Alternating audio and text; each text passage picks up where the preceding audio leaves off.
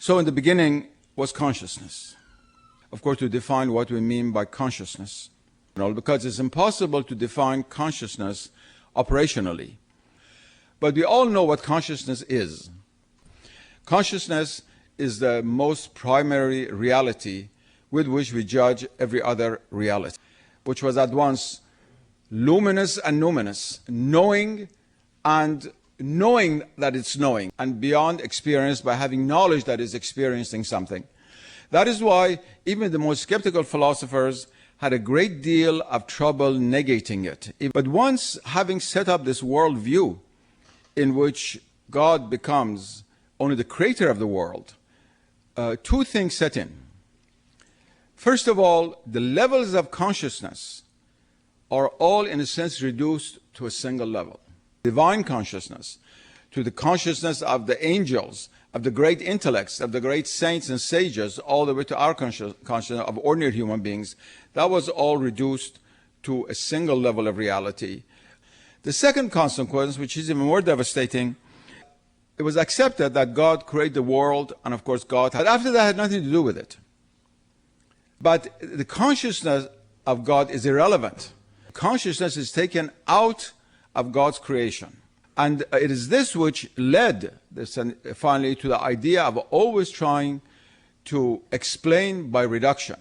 That is, the whole is never greater than its parts, and therefore we are always after ultimate particles. Our consciousness does affect our body. We have to accept consciousness because we cannot never know anything without observing it. We have psychic particles, that is consciousness particles, cannot really understand the universe quantum mechanically without a consciousness to observe the events. The other extreme enters into Western society, into that very world which had negated the reality of consciousness from everything in the world except the human beings and perhaps God. Now, this banishing of consciousness has had very deep consequences, I believe, for the human state. First and foremost was the withering of religious life upon cutting off man's consciousness from the higher levels of consciousness. Another consequence of this was the realities of religion became lost. And it even affected the relationship between the human being and God. Another important consequence of that is really the loss of the meaning of being human. Human beings lost their home. That is, we became homeless in the cosmos. Very profound sense of alienation. But really, how is it possible for us to know the world out there if there is no common category, very, very deep, categorical, absolute division between consciousness and matter? The supreme consciousness, in a sense, impinges through various levels of reality upon the ether, and the ether upon the elements, and the elements upon what we see out there, certain norms, certain orders.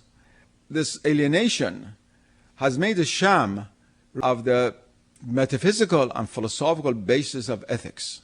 What we have done is that through this depleting of the cosmos in which we live, made any ethical act towards the world of nature contrived.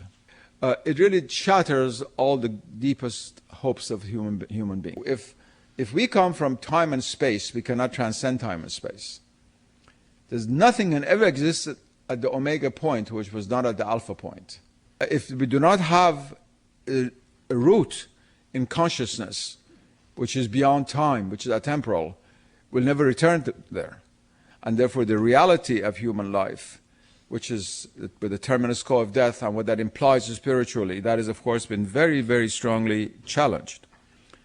Time has come that we must take this challenge very, very seriously, to rethink what is consciousness in relation to our life, in relation to the life in which we live, the world in which we live, in relation to our way of knowing, but to realize what are the consequences of this for us human beings living in such trying and difficult times.